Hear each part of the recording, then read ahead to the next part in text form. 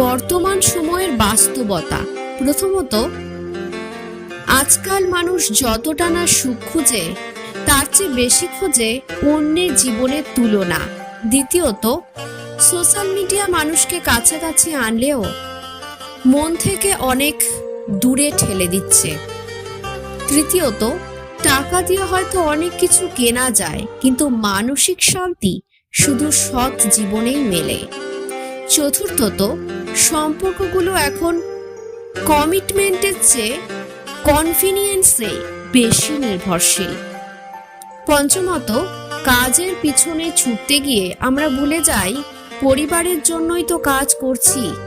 ষষ্ঠত, সবার জীবন যেমন ইনস্টাগ্রামের ফিল্টার নয়, তেমনি সুখও দেখানোর কিছু নয়।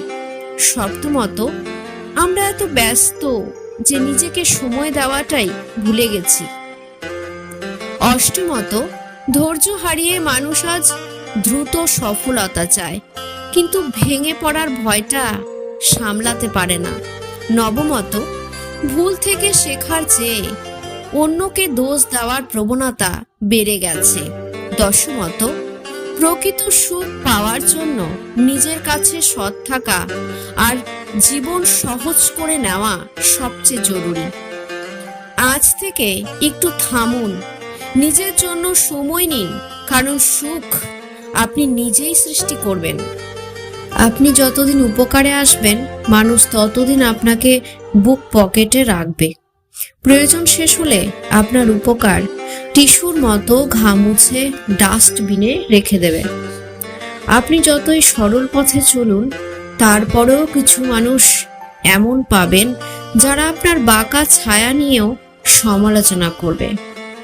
কথা হজম করতে শিখুন, এটা অনেক বড় গুণ, আপনাকে জীবনে জেতাতে সাহায্য করবে। কখনো তর্কে জিততে যাবেন না, এটা সময়ের অপচয়।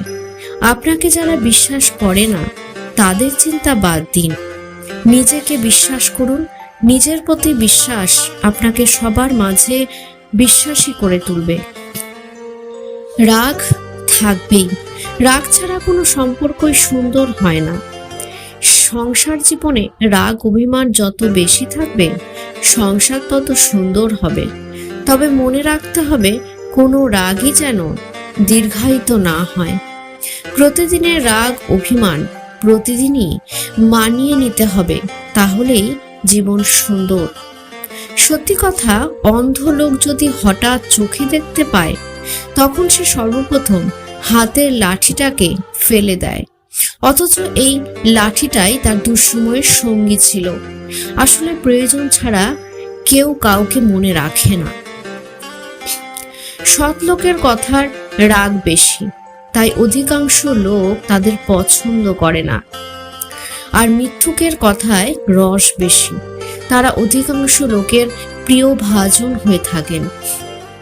কাউকে তার ভালো মন্দ বেশি বোঝাতে যাবেন না, এতে আপনি খারাপ হয়ে যাবেন। বরং তাকে ছেড়ে দিন। সে যখন ঠকবে বা বিপদে পড়বে, তখন সে এমনিতেই আপনার মূল্য বুঝতে পারবে। ভিডিওটি ভালো লাগলে চ্যানেলটি সাপোর্ট করে সঙ্গে থাকবেন। ধন্যবাদ।